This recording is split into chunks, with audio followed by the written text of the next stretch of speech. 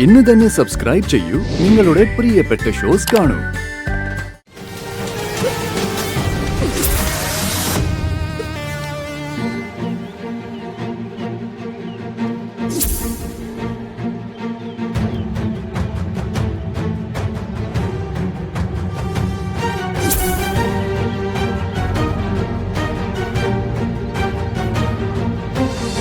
മനസ്സിലുള്ളത് മുഴുവൻ ശ്രീലയ്ക്ക് എന്നോട് തുറന്നു പറയാം.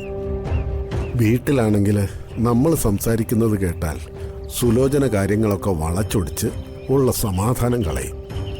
അതുകൊണ്ടാ കുറച്ചു നേരം നമുക്കിവിടെ വന്ന് സംസാരിക്കാമെന്ന് പറഞ്ഞത്.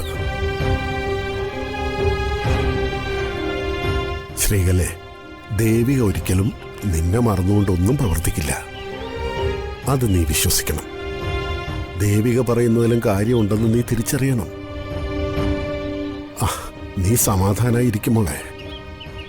ദേവിക എല്ലാം വേണ്ട രീതിയിൽ തന്നെ കൈകാര്യം ചെയ്തോളൂ. ദേവിക ഇപ്പൊ എടുത്തിരിക്കുന്ന തീരുമാനത്തോട് എനിക്ക് ഒരിക്കലും യോജിക്കാനാവില്ല അച്ഛാ. അച്ഛനും ദേവികയും എന്തൊക്കെ പറഞ്ഞാലും എനിക്കൊരിക്കലും അവനോട്, ആ സിദ്ധാർത്ഥനോട് ക്ഷമിക്കാൻ സാധിക്കില്ല. അവൻ ചെയ്ത ക്രൂരത എനിക്കൊരിക്കലും മറക്കാനാവില്ല.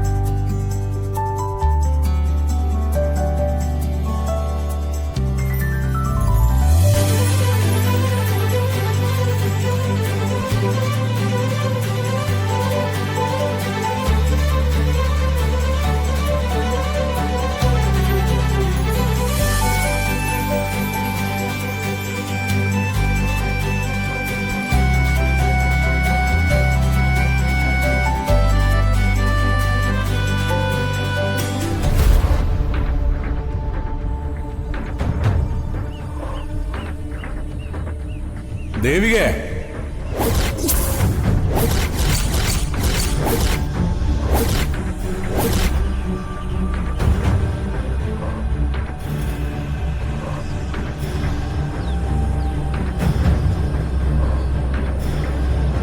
നീ ഇപ്പൊ ഒച്ചപ്പാടോ ബഹളോ ഒന്നും ഉണ്ടാക്കരുത്. വളരെ കൂളായി ചിരിച്ചുകൊണ്ട് വേണം എന്നോട് പെരുമാറാൻ. ആർക്കും ഒരു സംശയം തോന്നിപ്പിക്കരുത്. എനിക്ക് നിന്നോടൊരു വിഷയം സംസാരിക്കാനുണ്ട്. നിങ്ങൾ പറയുന്ന ഒരു വിഷയം എനിക്ക് കേൾക്കണ്ട. ഉടക്കാൻ നിൽക്കരുത് നീ. ഞാൻ പറയുന്ന അനുസരിക്കുന്നതാ നിനക്ക് നല്ലത്. നിങ്ങൾ ജയിലിലായിരുന്നില്ലേ? എന്നിട്ടും പഠിച്ചില്ലേ? എന്തിനാ ഇപ്പൊ എന്നെ കാണാൻ ഇങ്ങോട്ട് വന്നത്? എന്താ അതിന്റെ ആവശ്യം? ദേവികേ, നീ എന്റെ മുന്നിൽ വെറുതെ അഭിനയിക്കരുത്. നിന്റെ മനസ്സ് എനിക്കറിയാം. നിനക്കേറെ വിഷയങ്ങൾ എന്നോട് സംസാരിക്കാനുണ്ടെന്ന് ഞാൻ മനസ്സിലാക്കുന്നുണ്ട്. നിന്റെ ഉള്ളില് കുറേ സംശയങ്ങളുണ്ട്. ആ സംശയങ്ങളൊക്കെ നീ ഓരോന്നോരോന്നായി എന്നോട് ചോദിക്കേ. ഞാൻ അതിനെല്ലാം വിശദമായിട്ട് മറുപടി തരാം. എനിക്കൊരു സംശയം ചോദിക്കാനില്ല. ദേവികെ, നീ കാരണമാണ് എനിക്ക് ജയിലിൽ പോകേണ്ടി വന്നെങ്കിലും എനിക്ക് നിന്നോട് ഒരു തരം പോലും ദേഷ്യമില്ല. അതുകൊണ്ടാ ജയിലിൽ നിന്നിറങ്ങിയ ഉടനെ തന്നെ അന്വേഷിച്ചു പിടിച്ച് ഞാൻ നിന്നെ കാണാൻ വേണ്ടി വന്നേ. നീയും നിന്റെ സഹോദരിമാരും നല്ല കോടീശ്വരന്മാരുടെ കുടുംബത്തിലാ മരുമക്കളായിട്ട് കയറി കൂടിയിരിക്കുന്നത്. നിന്നെ അവരവിടെ ഒരു രാജകുമാരിയെ പോലെയാണ് വാഴിക്കുന്നതെന്നും എനിക്കറിയാം. പക്ഷേ നീ അവിടുത്തെ രാജകുമാരി അല്ല, എന്റെ രാജകുമാരിയാ. എന്റെ രാജകുമാരിയെ മറ്റൊരാൾക്ക് വിട്ടുകൊടുക്കാൻ എനിക്കൊരിക്കലും സാധിക്കില്ല. ഇതുപോലൊരു ഭ്രാന്തന്റെ ഭാര്യയായി നിന്നെ എനിക്ക് കാണാൻ പറ്റില്ല പൊന്നെ. എന്റെ കുട്ടനെ നീ ഭ്രാന്തനെന്ന് വിളിക്കുന്നോ? ഭ്രാന്ത് നിനക്ക്. കുട്ടനെ നിനക്ക് ശരിക്കും അറിയില്ല. ജീവിതത്തിൽ ഞാൻ കണ്ടതിൽ വെച്ച് ഏറ്റവും നിഷ്കളങ്കനും വെറും സാധുവാ കുട്ടൻ. എടീ, ഇതുപോലെ ഒരുത്തനെ കൊണ്ട് നിനക്ക് എന്താടി പ്രയോജനം? കെട്ടുകാഴ്ച പോലെ കൂടെ കൊണ്ട് നടക്കാന്നല്ലാതെ മറ്റെന്തെങ്കിലും ഗുണം നിനക്ക് ഇവനെ കൊണ്ടുണ്ടോ? നിന്നോട് ഇനി സംസാരിച്ചാ എനിക്ക് എന്റെ നിയന്ത്രണം തെറ്റും.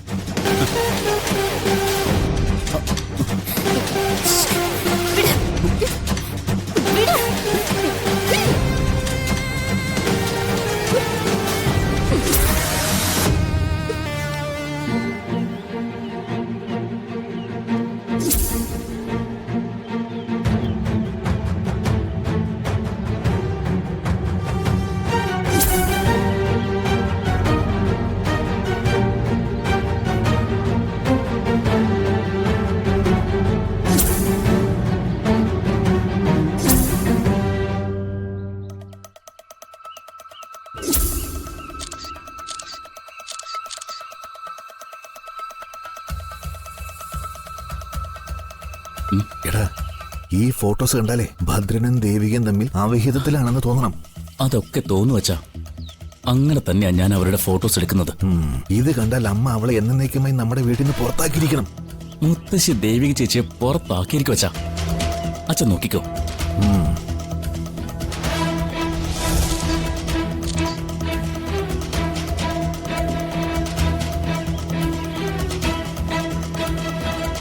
മാലാഖേ, ഒന്ന് ആട്ടിവിട്.